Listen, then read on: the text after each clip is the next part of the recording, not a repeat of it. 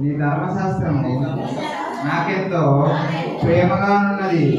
దినమెల్లా నేను దానిని ధ్యానించుచున్నాను. నీ ఆజ్ఞలు నిత్యము నాకు తోడుగానున్నవి.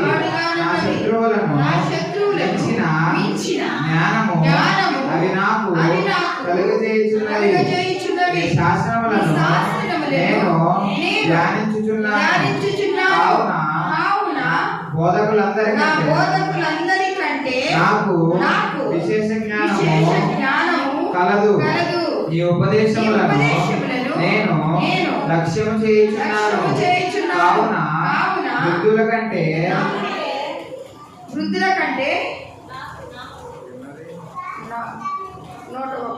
నాకు విశేష జ్ఞానము కలదు.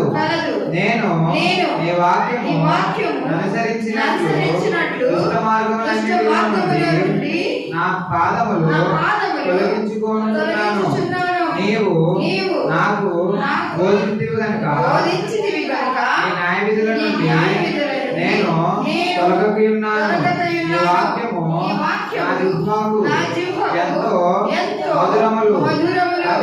అవి నా నోటికి తేనె కంటే తీపిగానున్నది.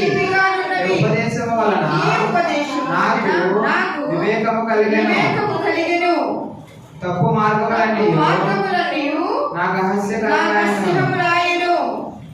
నీ వాక్యము నా పాదములకు దీపమును నా త్రోవకు వెలుగునై ఉన్నది. నీ న్యాయ విధులను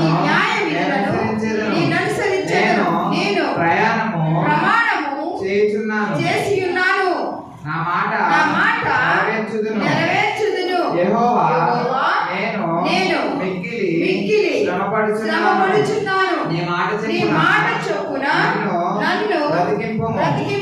యెహోవా నా నోటి స్వేచ్ఛార్పణలను అంగీకరించుము. నీ న్యాయ విధులను నాకు బోధింపుము.